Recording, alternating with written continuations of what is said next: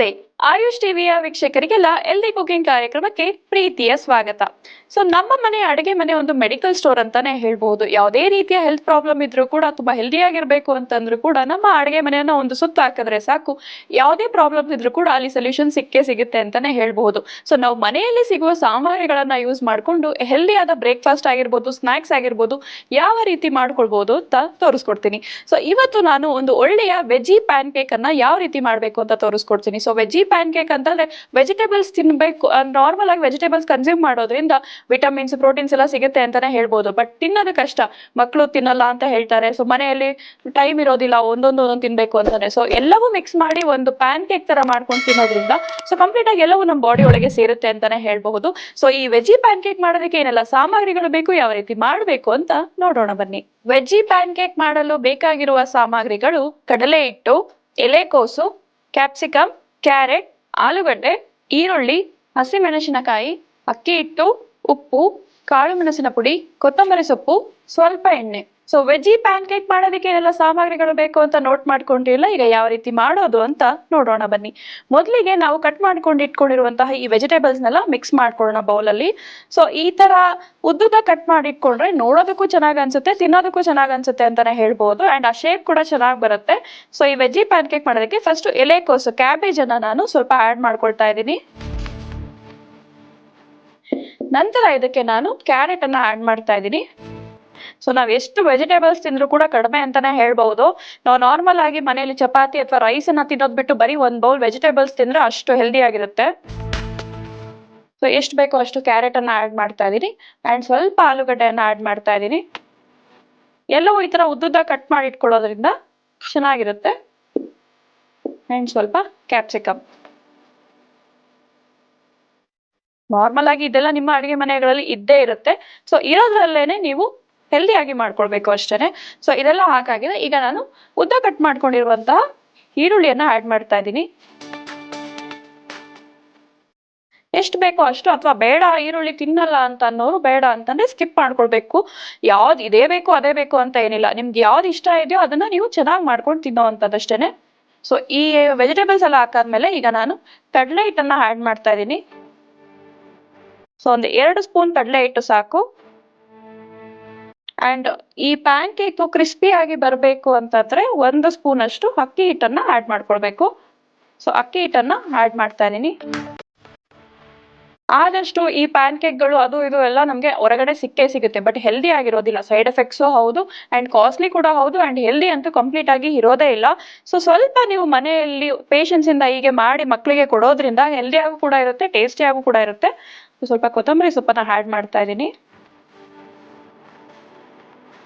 ಇದೆಲ್ಲವೂ ಹಾಕಾದ್ಮೇಲೆ ಉಪ್ಪು ಬೇಕೇ ಬೇಕಲ್ಲ.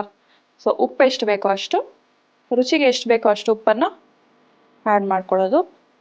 ಅಂಡ್ ಹಸಿಮೆಣಸಿನ್ಕಾಯನ್ನ ಆಡ್ ಮಾಡ್ತಾ ಇದ್ದೀನಿ. ಅಂಡ್ ಇದು ಬೇಡ ಮಕ್ಕಳು ತಿನ್ನಲ್ಲ ಹಸಿಮೆಣಸಿನ್ಕಾಯಿ ಅನ್ನೋರು ಸ್ಕಿಪ್ ಮಾಡ್ಕೊಳ್ಬಹುದು, ಬೇಕಾದವರು ಆಡ್ ಮಾಡ್ಕೊಳ್ಬಹುದು. ಖಾರ ಇರ್ಲಿ ಅಂತ. ಅಂಡ್ ಫೈನಲ್ ಆಗಿ ನಾನು ಪೆಪ್ಪರ್ ಪೌಡರ್ ಅನ್ನ ಆಡ್ ಮಾಡ್ತಾ ಇದ್ದೀನಿ. ಎಷ್ಟು ಖಾರ ಬೇಕೋ ಅಷ್ಟು ಪೆಪ್ಪರ್ ಪೌಡರ್.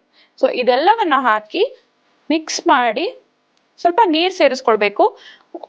ನೀವು ಜಸ್ಟ್ ಈಗ ಏನಾದ್ರು ಕಟ್ಲೆಟ್ ತಟ್ತಿರಲ್ಲ ಆ ರೀತಿ ಆ ಕನ್ಸಿಸ್ಟೆನ್ಸಿಗೆ ನೀವು ಸ್ವಲ್ಪ ನೀರ್ ಮಿಕ್ಸ್ ಮಾಡ್ಕೊಂಡು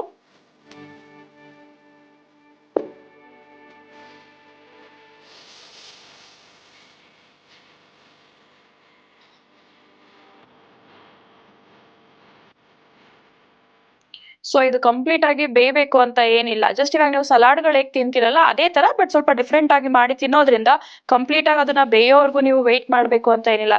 ಜಸ್ಟ್ ಡಬಲ್ ರೋಸ್ಟ್ ಮಾಡಿ 2 ಕಡೆ ಕ್ರಿಸ್ಪಿ ಬಂದ್ರೆ ಸಾಕು. ವೆಜಿಟೇಬಲ್ಸ್ ಮಸಾಲೆಗಳನ್ನೆಲ್ಲ ಮಿಕ್ಸ್ ಮಾಡಿ ಈ ರೀತಿಯಾಗಿ ಮಾಡಿಟ್ಕೊಂಡಿದೀವಿ. ಇದನ್ನ ಈಗ ನಾವು ತವಾ ಬಿಸಿ ಮಾಡಕ್ಕಿಟ್ಟು ಜಸ್ಟ್ ಪ್ಯಾನ್ ಕೇಕ್ಸ್ ತರ ಒಂದು ಚಿಕ್ಕ ಪ್ಯಾನ್ ಕೇಕ್ಸ್ ತರ ಟಿಫನ್ ಬಾಕ್ಸ್ಗೂ ಕಟ್ಟೋ ಆಗಿರ್ಬೇಕು. ಅಂಡ್ ತಿನ್ನೋದಕ್ಕೂ ನಿಮ್ಗೆ ನಾರ್ಮಲ್ ಆಗಿ ಒಂದು ಪೂರಿ ಸೈಜ್ ಇದ್ರೆ ಸಾಕು. ಅದಕ್ಕೆ ನೀವು ತವಾ ಮೇಲೆ ಇಡ್ಬೇಕಾಗತ್ತೆ. ಸ್ವಲ್ಪ ತವಾ ಬಿಸಿ ಮಾಡ್ಕೊಳ್ಳೋಣ. ತವಾ ಕಾದಿದೆ. ಕಾದಿರೋಂಥ ತವಾಗೆ ಸ್ವಲ್ಪ ಎಣ್ಣೆನ ರಬ್ ಮಾಡ್ಕೊಳ್ಳೋಣ.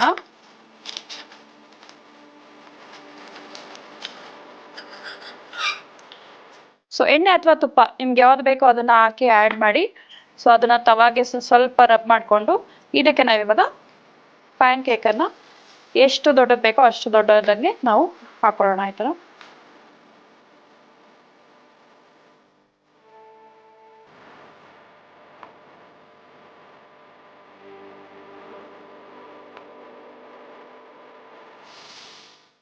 ಅದಕ್ಕೆ ಎಣ್ಣೆ ಅಥವಾ ತುಪ್ಪ, ಎಣ್ಣೆ ಯೂಸ್ ಮಾಡಲ್ಲ ಅಂತ ಅನ್ನೋರು ತುಪ್ಪ ಯೂಸ್ ಮಾಡ್ಕೊಳ್ಬಹುದು ಅಥವಾ ಬಟರ್ ಯೂಸ್ ಮಾಡ್ಕೊಳ್ಬಹುದು. ನಿಮ್ಗೆ ಯಾವ್ದು ಬೇಕೋ ಅದನ್ನ ಆಡ್ ಮಾಡ್ಕೊಂಡು ಸ್ವಲ್ಪ ಇದು ಕಂಪ್ಲೀಟ್ ಆಗಿ ಡಬಲ್ ಫ್ರೈ ಆಗ್ಬೇಕು.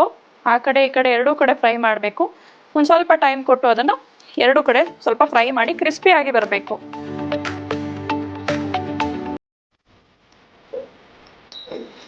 ಸೊ ಒಂದ್ ಸೈಡ್ ಆಗಿದೆ, ಇದನ್ನ ನಾವಿವಾಗ ಇನ್ನೊಂದ್ ಕಡೆ ನಾವು ಶಿಫ್ಟ್ ಮಾಡ್ಕೊಳ್ಳೋಣ, ಅಂದ್ರೆ ಟರ್ನ್ ಮಾಡೋಣ.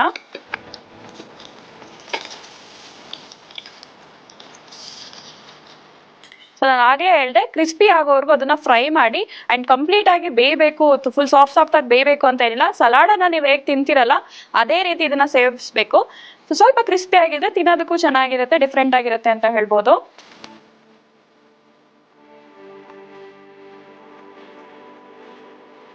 ಸೊ ಈಗ ಇದಾಗಿದೆ, ಇದನ್ನ ಒಂದು ಪ್ಲೇಟ್ಗೆ ಶಿಫ್ಟ್ ಮಾಡ್ಕೊಳ್ಳೋಣ.